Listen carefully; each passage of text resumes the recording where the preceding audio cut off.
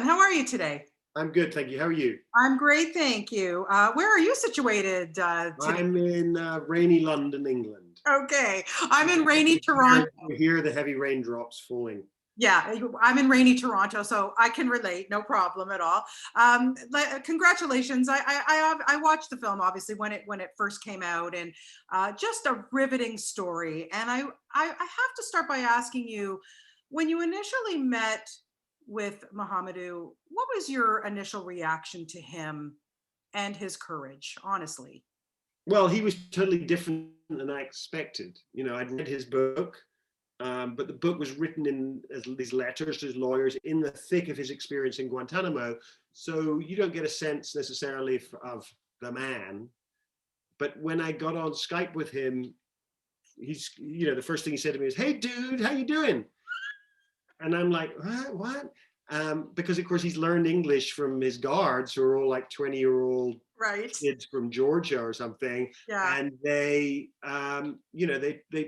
so he has this vocabulary, which is this strange kind of like, young American mixed with a bit of Arabic, mixed with a bit of German, because he lived in Germany for a while. So, but also more than anything else, he's just such a lovely, warm person, and instantly he's asking you about yourself. He's curious about you. He's curious about other people. He's curious about the world.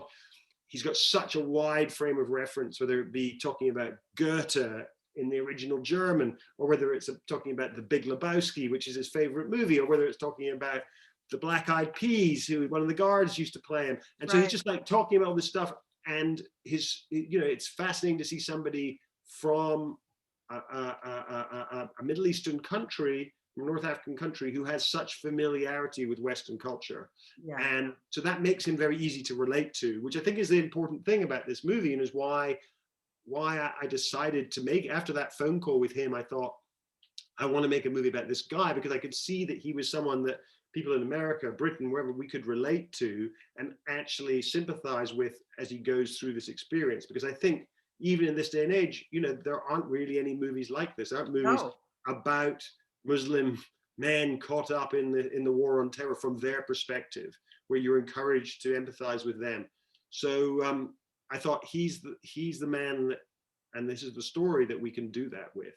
Yeah. And not only that, but his forgiveness, the way that he can forgive, is extraordinary. I mean, I remember I just read his book when I spoke to him, and I was boiling with rage. Sure. I was boiling with rage with what I read in the book about what had happened to him. And I said to him, are you suing the American government? Are you getting compensation? What's going on? And he laughed. And he said, no, why would I do that? Because then I'll just be living with this forever. I want to move on. And I forgive everybody who did whatever they did to me, because they were doing it in the heat of the moment for whatever reason. They were ordered to do it, or they felt it was the right thing to do. And all I can do is tell my story and show them that I'm a human being like them. I bleed blood like them. And that can change people's minds. So, I mean, that attitude to me was just so beautiful. It's extraordinary. And then, of course, you have to find the right actor to play him.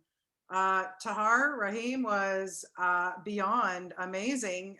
How did you approach him, and was he kind of nervous to take this on? Well, Tahar and I are old friends.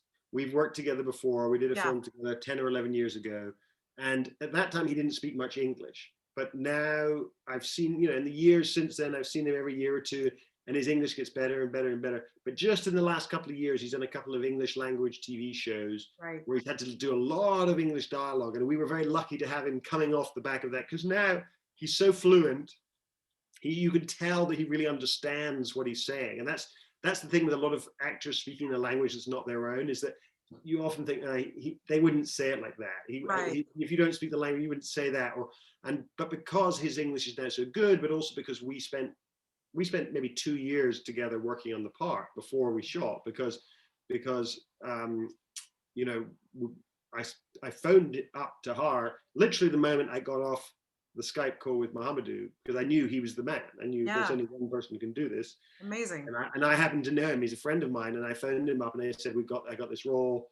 You're the person. And originally he was like, I don't want to play. I don't want to do a terrorist. I don't want to play terrorist. And I said, no, obviously read this. And so I sent him the script. I sent it to him, and he immediately was like, okay, I get this. I want to do this role. So he was in from the very beginning. He was the first actor cast. Yeah, and then of course the great Jodie Foster. Listen, she could read the phone book, and I'd be like, okay, I'm watching for 2 hours, no problem. But she's so good in this, and I loved the relationship and how it grew, because obviously in real life, here you have this lawyer who's there to do her job. Slowly but surely, she sees this guy. He's a human being, and what he went through. Can you tell me a little bit about how it worked between Tahar and Jody and how they established that? Because watching that relationship grow is beautiful. Yeah, and it's very beautiful, and they did it in 4 scenes. They don't have very many scenes That's together, right. and so that's a real art. You've frozen, but I don't know if I'm still here. Okay, Oh, I'm I'm here. back. You're back. Okay. I'm back. Yeah. I'm back too. We're both back. Gotta love the Um, internet. Yeah. okay, yeah. So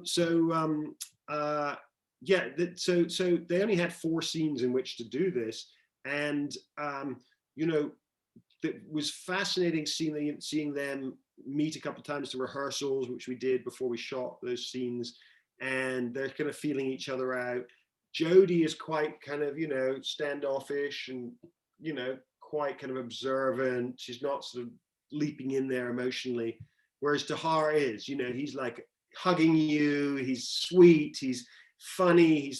And you could see the dynamic building between the two of them instantly, which is why you cast these two actors, because they are kind of right. Their characters are sort of Yeah. right for what these people are you want them to play. And uh, it was really a lovely thing seeing them. They got to know each other intimately really quickly, because they both also obviously speak French. Tahar is French. Yes. Jodie lived for some time in France, speaks absolutely perfect fluent French. So they would yabber away in French to each other. And then when they came to actually acting together, they both were kind of in awe of the other. I mean, who's not in awe of Jodie and her and everything that she brings to what she does and her history. Right. And so Tahar kept coming up to me after takes and going, "Oh my God, I can't believe I'm opposite Jodie Foster. She's so good to work with. She's so good to work with." Yeah. And then for Tahar is a kind of exciting actor to watch, because he's improvising, he's trying new things, he's doing it 10 different ways each take. And Jodie was like, "Oh my God, I love working with this guy. That's He's amazing. like, it's like having your own private theater show. He's like doing it different every time." And so I think they were both sort of, really appreciated being with each other.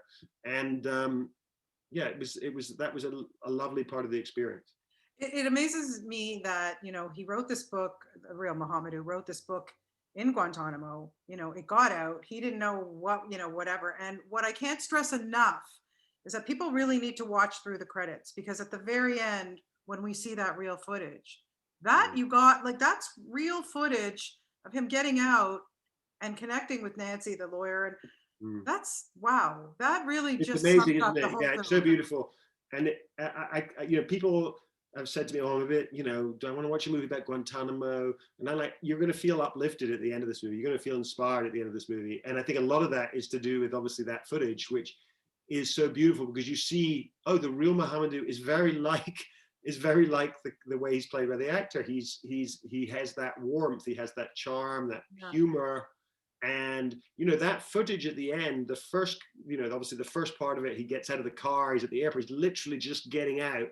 That footage is obviously from the moment that he gets back to Mauritania. The footage of him with Nancy and Terry, the two lawyers, Yeah. that is taken like 3 days later on the beach. So he's only been out of prison for 3 days. Wow. And then the bit where he's singing the song, where he's singing Bob Dylan, which is from The Big Lebowski, which is why he loves that song. Right. He's singing that song.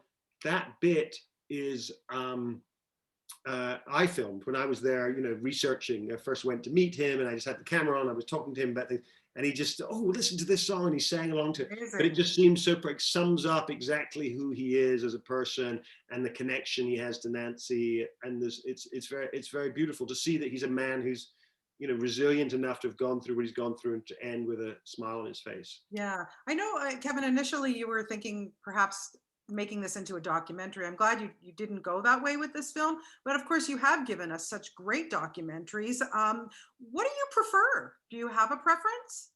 I like doing both, and at the moment I'm planning to do a documentary, and it's a nice respite from doing a feature film, the responsibility, the huge amount of money, the kind of stress of casting, and then all the different moving parts. A documentary is much simpler, you know, and the pressure to make it amazing is less. And so that makes it a, you know, a lower key experience, which I really enjoy. So I hope to carry on balancing the two of them.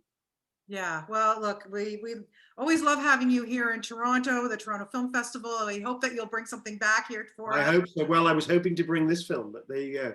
Well, that's okay. Listen, not going away, my friend. You'll have more to bring. I'll be back. I'll be back. Yeah, nice thank you so much for your time today, and best of luck with everything. Wonderful to talk to you today, nice Kevin. Thank you. Bye-bye. Okay, bye-bye.